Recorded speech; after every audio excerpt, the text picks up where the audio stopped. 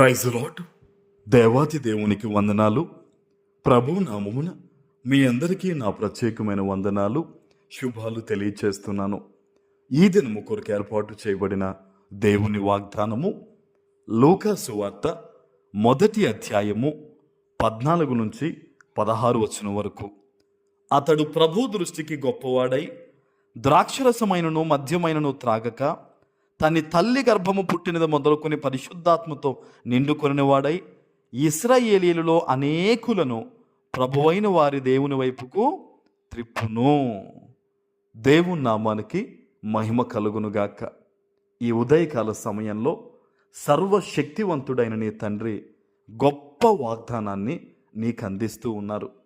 ఆనాడు ఈ మాట దేవుని దూత యాజకుడైన జకర్యాతో మాట్లాడుతూ ఉన్నాడు. అప్పటికి జకర్యా ఎలిజబెతుకి పిల్లలు లేరు. బహుకాలము గడిచిన వృద్ధులైపోయి ఉన్నారు జకర్యా ఎలిజబెత్ కూడా.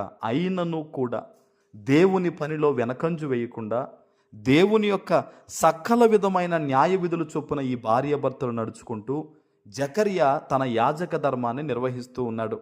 జకర్యా వద్దకు దేవుడు దూతను పంపించి ఈ మాటను సెలవిస్తూ ఉన్నాడు. జకర్యా, నీ ప్రార్థన దేవుని సన్నిధికి వచ్చింది.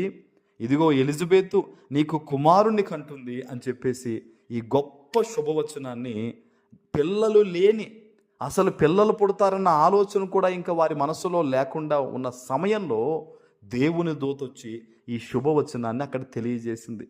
ఈరోజు ఇదే మాటను దేవుడు నీకు వాగ్దానంగా ఇస్తూ ఉన్నాడు. హల్లెలూయా. చాలామంది అనుకుంటారు, నేను ఎంతో ప్రార్థన చేస్తున్నాను, ఇంకా జవాబు రాలేదు. నేను ఎంతో దేవుని కోసం నమ్మకంగా నడిచాను, ఇంకా నా జీవితంలో మేలు జరగలేదు అని బాధపడుతూ ఉంటారు. మీరు గమనించండి, ముసలి వయసు అయిపోయిన ఈ జకర్యా ఎలిజబెత్ కూడా ఆ వయసు వరకు కూడా నమ్మకంగా దేవుని సన్నిధిలో ఉన్నారా లేదా? మరి వారి నమ్మకాన్ని దేవుడు సిగ్గుపరిచాడా? వారి యొక్క భార్యాభర్తల ప్రార్థనను దేవుడు త్రోసివేశాడా? లేదు కదా. వారికి దేవుడు గర్భఫలాన్నిచ్చి బిడ్డనిచ్చి వారి నోట సంతోషాన్ని పెట్టాడు. హల్లెలూయా. ఈరోజు ఇదే మాటను దేవుడు నీకు ఎందుకు ఇస్తున్నాడో తెలుసా?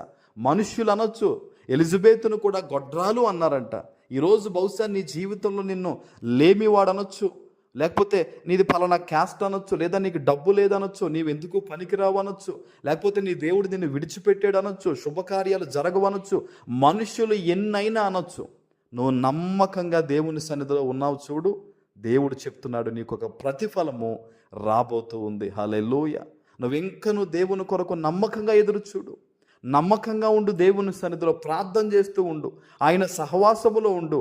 నీ నమ్మకాన్ని దేవుడు సిగ్గుపరచడు. దేవుని బిడ్డ, నీ నమ్మకాన్ని దేవుడు సిగ్గుపరచడు. ఒకరోజు ఒక సమయం రాబోతూ ఉంది.